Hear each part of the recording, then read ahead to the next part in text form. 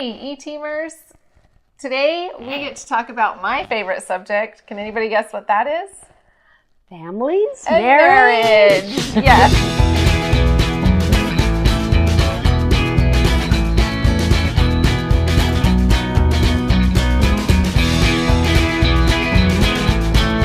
A subject that we might not always realize can be a little bit stressful in marriages if and when the time comes, and that is how to be an effective caregiver to an aging parent and still keep your marriage and your family intact. I'm seeing an issue right now how there are aging parents that are needing assistance, and so some of their children have a lot of decisions they have to make.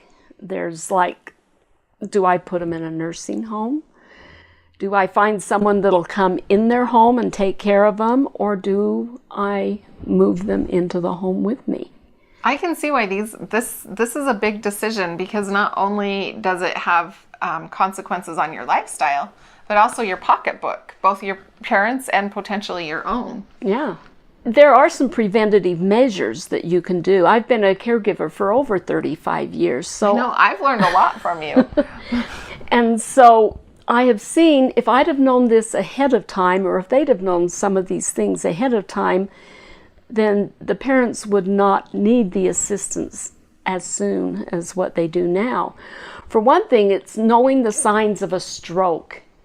If you can recognize when a person starts to have slurred speech, or maybe their mouth is drooping, or their eye is closing, and they're kind of confused when they talk, that is the sign that a stroke, they're having a little mini stroke. If you can get them to the doctor in time, then they can reverse some of the problems there. Yeah, there's some really cool stuff they can do to keep strokes from being so devastating, because they really can be devastating.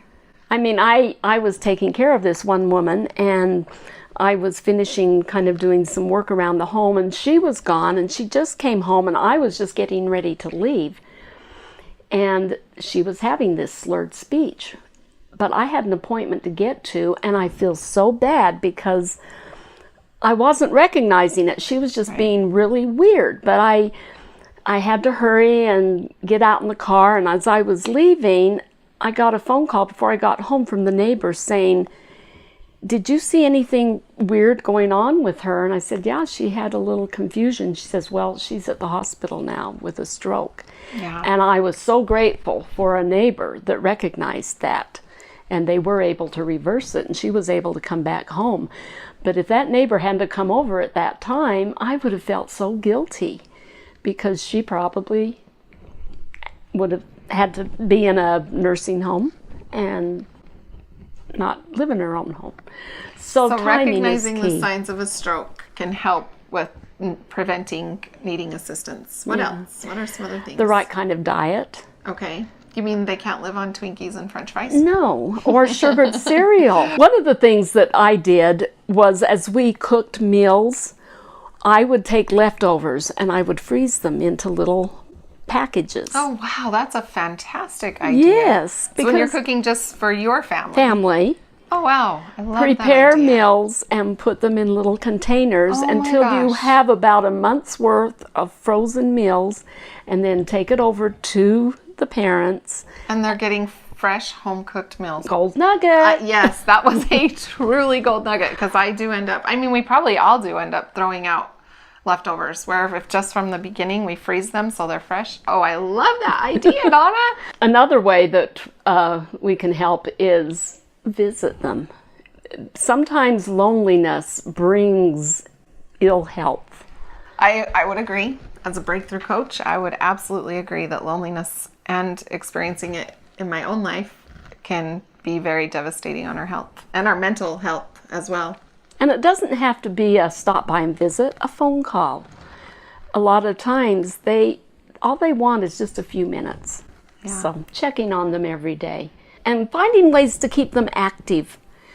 Find things that they can go out and do. I know that my parents, my mom especially, she's involved in some very fun things for the senior citizens in our county. She does a little line dance group, and it's an all-women's line dance group. And they just have a ball. It is so much fun. But they're always offering little fun activities. In fact, I'm kind of jealous sometimes that I don't get to go. But yeah, that's my grandmother. When she was alive, I found she always loved to play cards and do word searches. And she was always she never forgot anyone's name. She remembered every grandchild and every great-grandchild's name.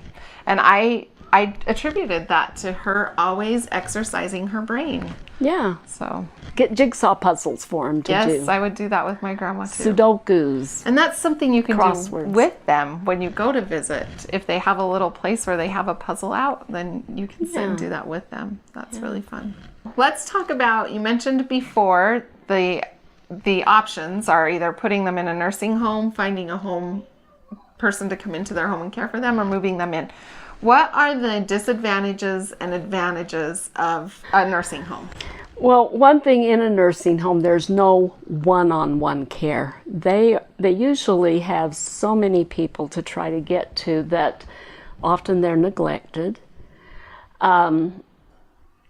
Some nursing homes, look at the different nursing homes. Some of them are quite smelly and not kept well. So definitely make sure you visit them, spend some time in them before you make the choice to put them in one.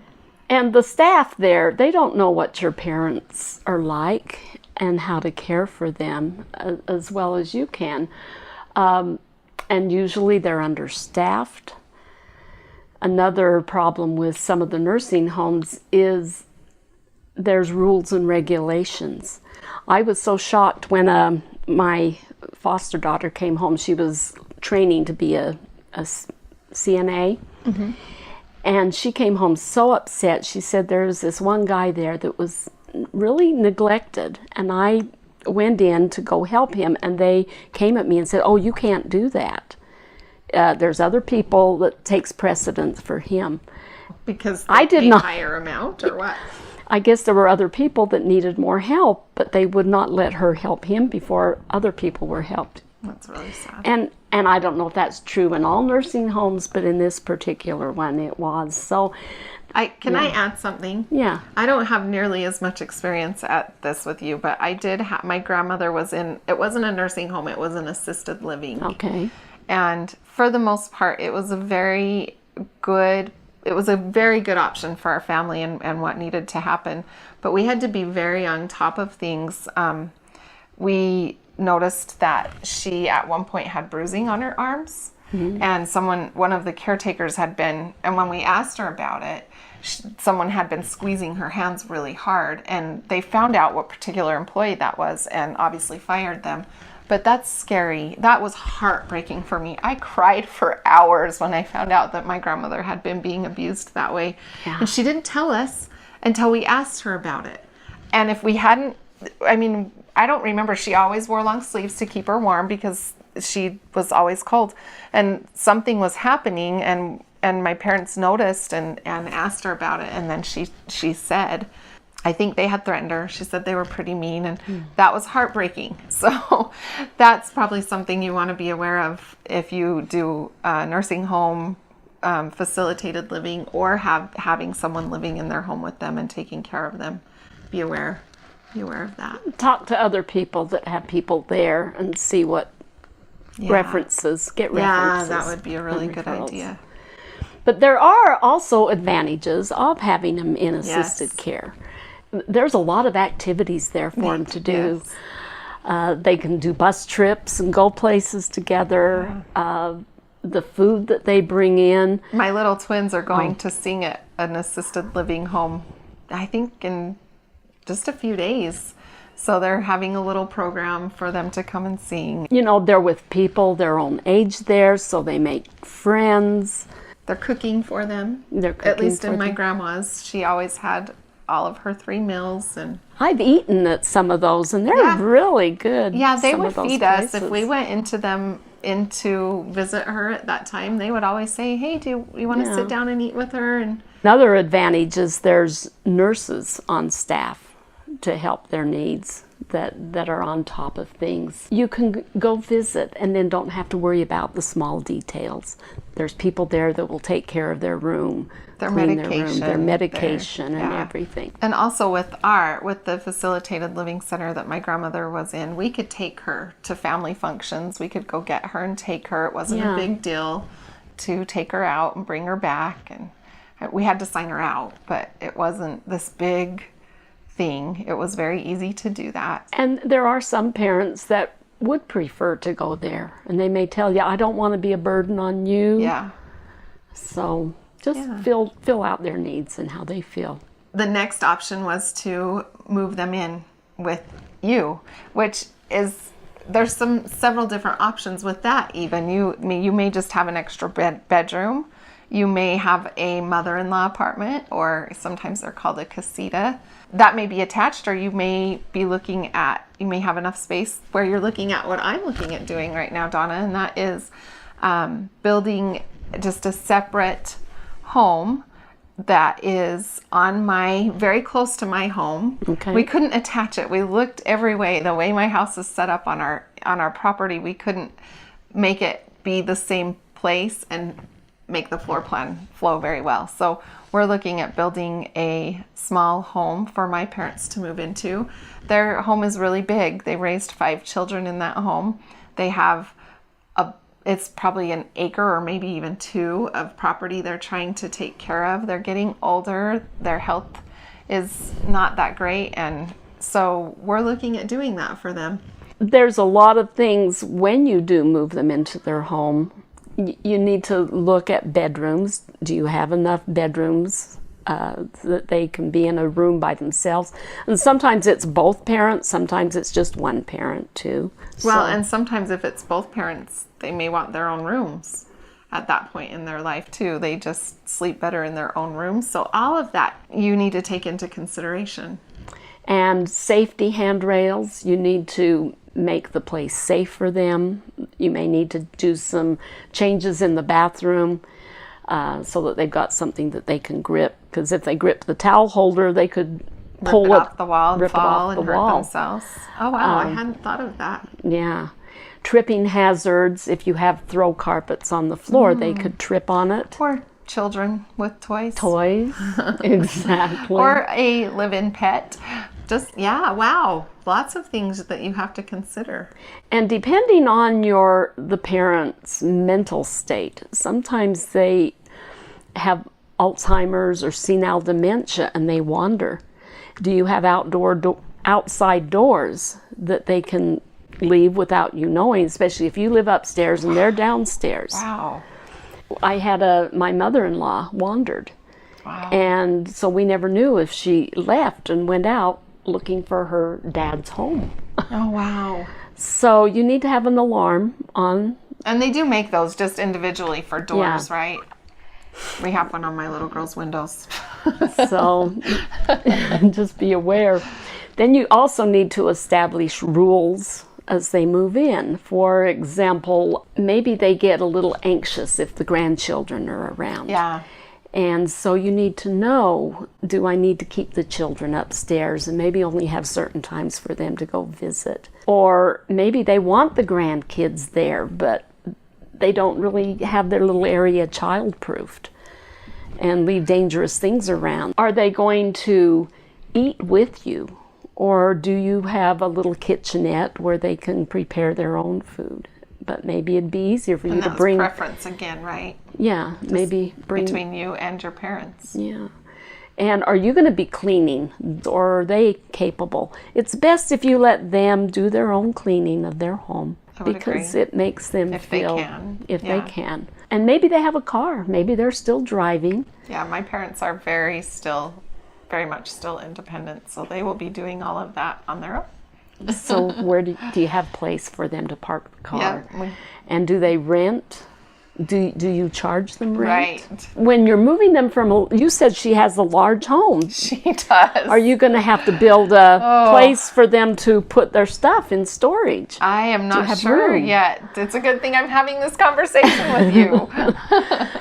So decide what you're going to do with their things. You're going to divide it out with the rest of the other kids and then simply move in with you. Your home's probably already furnished, but maybe not, and then they can move the things in. Maybe they have a pet. Oh, they do. They have a little, I think it's a Chihuahua. My parents do, and she's cute as heck.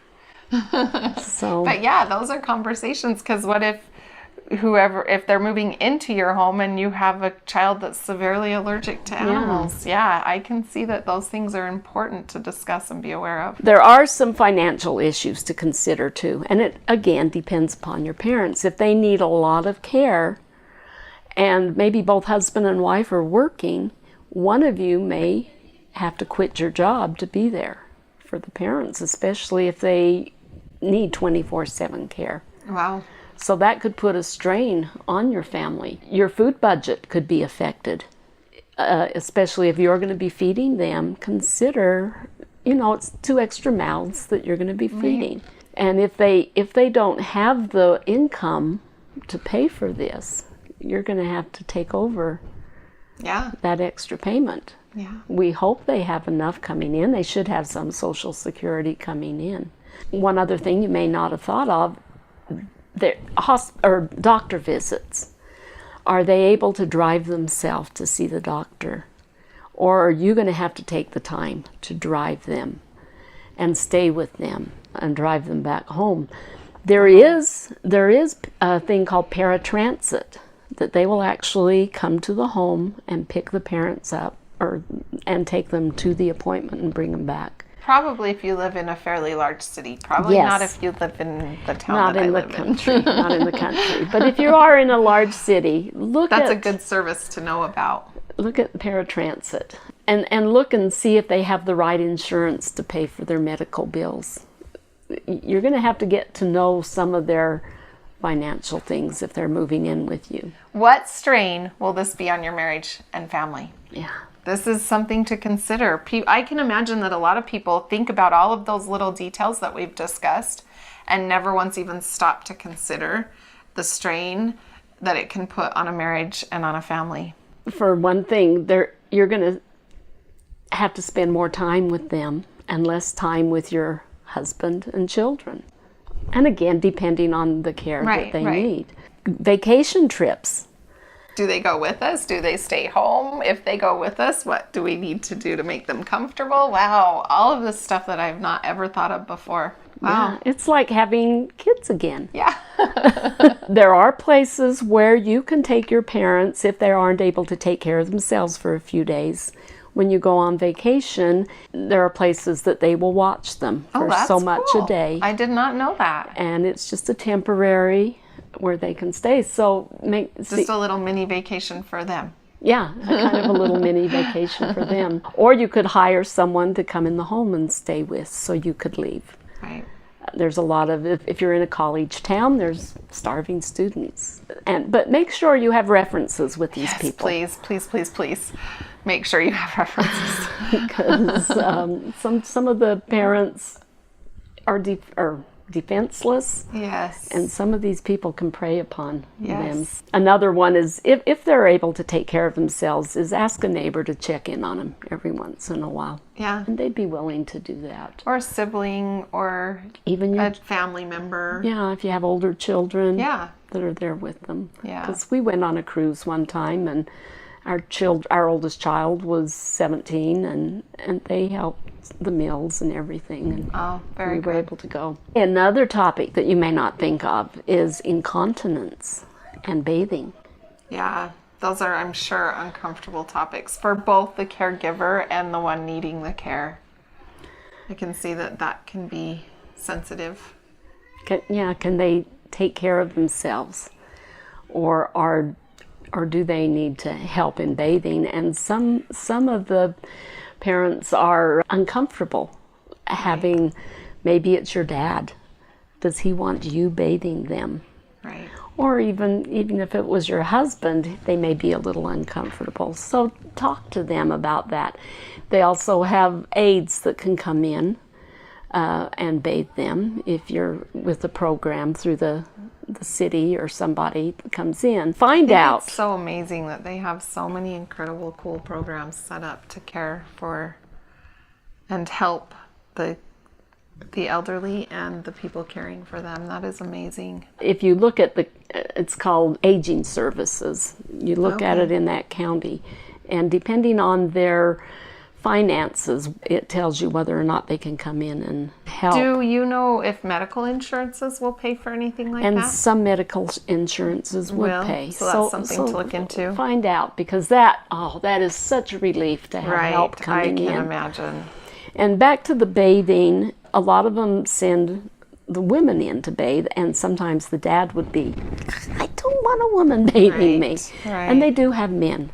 And same thing for women, men. Exactly. And if these parents are bedridden, then there's a whole lot of new things that you have to understand. And if they're bedridden, they're incontinent, and you can have diapers delivered directly to your home at a really inexpensive cost. Wow, that's cool. I can't remember right now, but you could Google it. And where do you find out about that? I guess you could just Google in-home delivery of diapers for adults.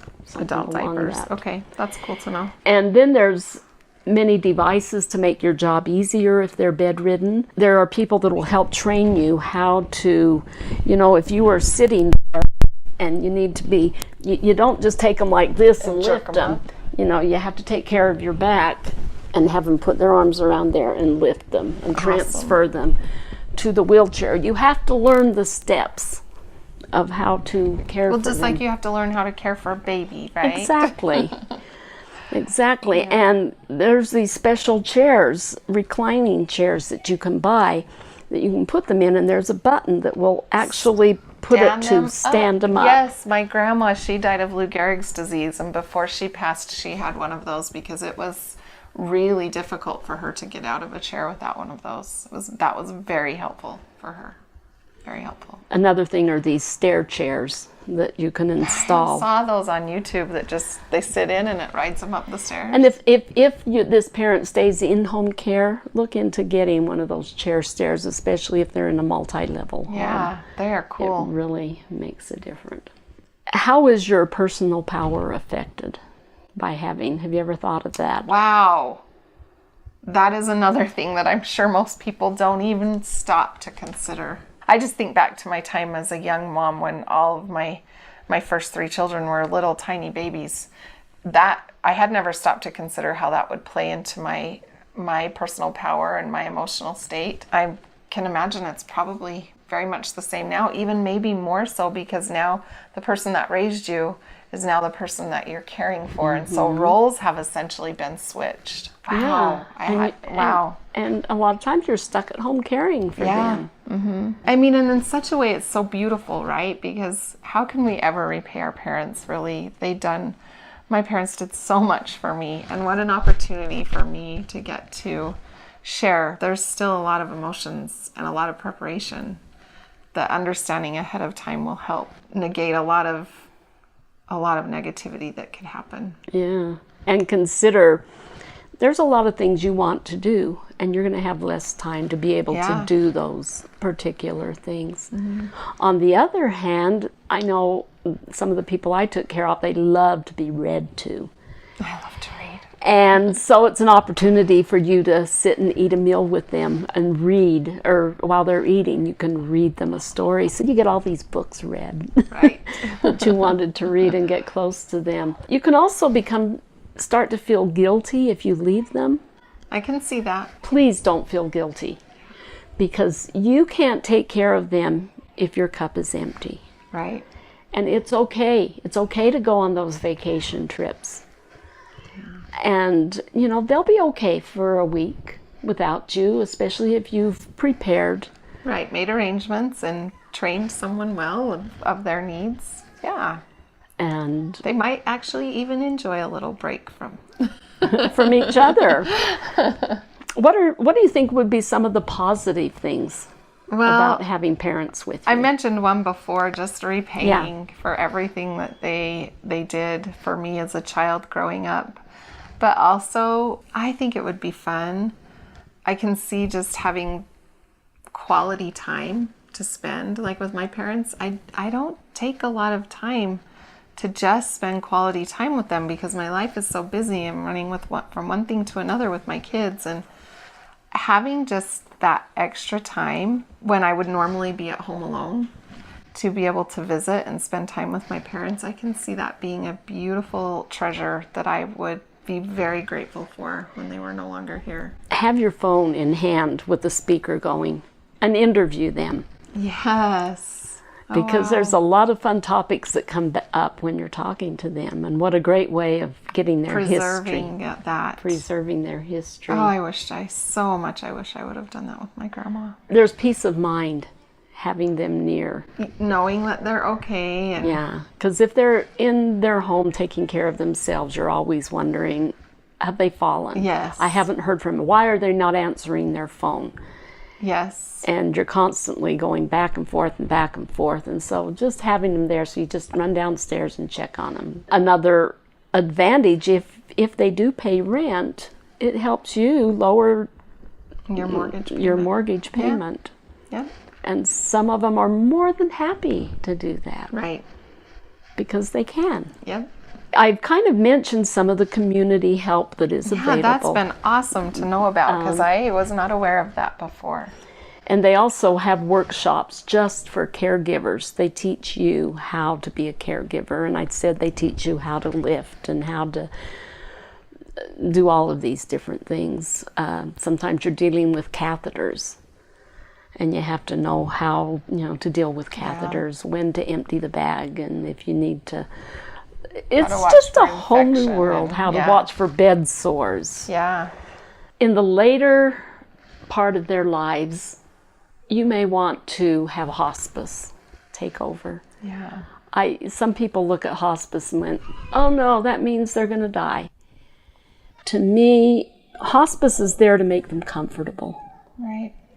They have such beautiful training on how to be compassionate. We had a man that took care of my father-in-law a lot and would come in. And he actually became such a friend to us that when he died, we traveled out of state, actually put the body in the back of the car and traveled out of state for the funeral. And he says, I want to ride in the car with Vaughn, my husband. Okay. And these so are not when the hospice person died, but when my father-in-law died, the hospice guy went to the funeral with you out of state. Actually rode in the car with my husband to be with him as they transferred the body. They're beautiful people. Donna, this has been so insightful. I feel like I have learned a lot about what services are needed, things to consider, and I feel way more prepared for that time of my life. I want to just really quickly take just a second and talk about some specific pointers when it comes to that part of talking about how this is going to affect or how it could potentially affect the relationships between your spouse and your children if they're still living in the home when you have to step into this care and responsibility of taking care of a parent. I think one of the biggest things is to communicate with your spouse and your children and let them know why things are going on and what to expect. Like sometimes I may have to be eating with the parents. I won't be up here with you. I would imagine that it would be really good to schedule some time though, maybe where you hadn't before. Yes. Maybe if you actually look at your schedule and say, this is your time and this is when I will be available for you, would be helpful if it becomes a time issue of needing to spend time together. And also, I would imagine that it would be useful to be able to have the discussion ahead of time that this may have a toll on me. This may be stressful at times, and having the conversation of, is it okay when I am needing some extra support, if I ask you for that, if I come and say, I'm really stressed out right now and I just need, and whatever it might be, are you willing to do that? Could you go sit with grandma and help feed her? And I think that would be a very good conversation to have, not with just your spouse, but also with your children, your older children. Enroll them. I mean, my kids just love to go down and play some games with them. Right. What an opportunity to build a strong relationship with their grandparents that oftentimes a lot of children don't have the opportunity to do because you don't live close or they're just not available.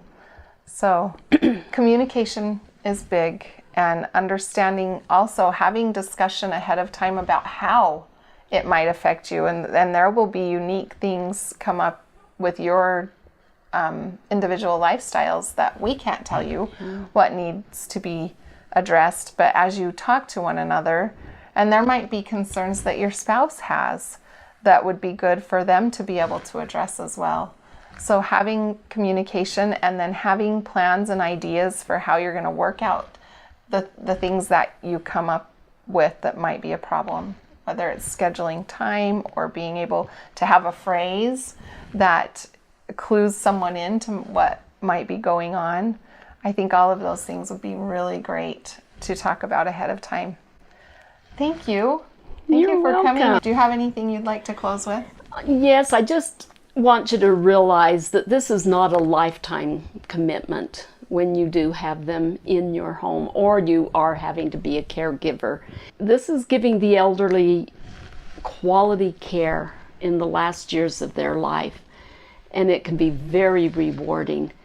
As I look back on the years that there were 5 years I had my in-laws in the home with me. Wow. And there's a lot of fond memories, I'm sure, that I know would not have happened if they were living elsewhere. So just you'll know that you did your best, and that's all that I ask, is do your best.